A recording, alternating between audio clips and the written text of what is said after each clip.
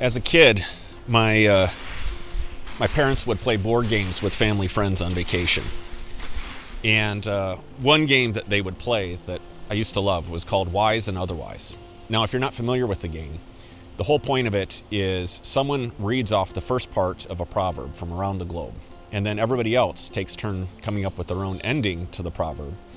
And then you eventually have to guess to find out which one is the correct ending to the proverb. Since then, I've just always loved little proverbs like that. One proverb that stuck with me over the years is that the best time to plant a tree is 20 years ago, and the second best time is today. It's one of those things, having grown up around trees, that's both simple as well as profound. We can't go back in time and wish that we would have done something sooner.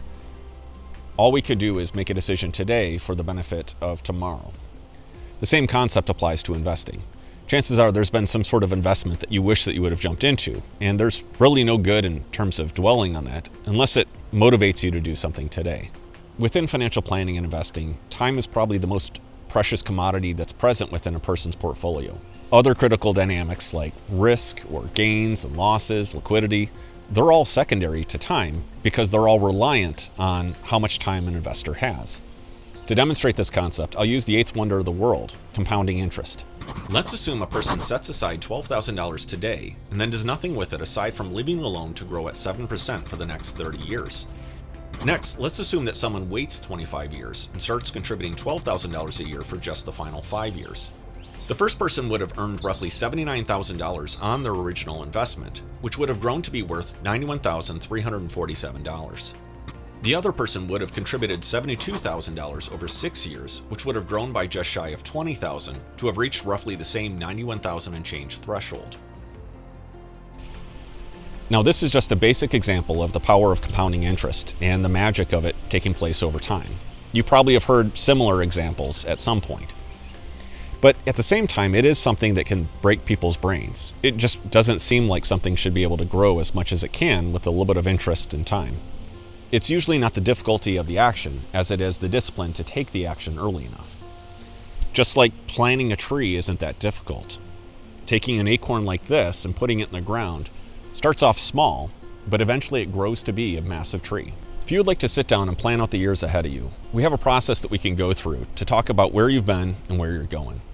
Neither you or I can do anything about the time that's already passed, but we can plan for the future. One last quote that I'll leave you with is this: "A society grows great when old men plant trees whose shade they'll never sit in." It's believed to be a Greek proverb, and even if you don't have 20 or 30 years ahead of you, you have the ability today to take steps to bless the next generation, so that way they can receive the fruit from a tree they never planted.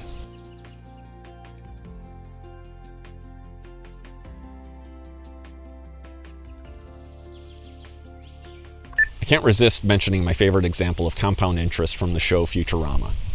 In it, the main character has been frozen for 1,000 years, and he's got 93 cents, and he left it untouched for 1,000 years, and it grew at 2.25% interest. Okay, you had a balance of 93 cents. All right. And at an average of 2.25% interest over a period of 1,000 years, that comes to $4.3 billion. And the best part about the clip is that when you do the math, it actually checks out.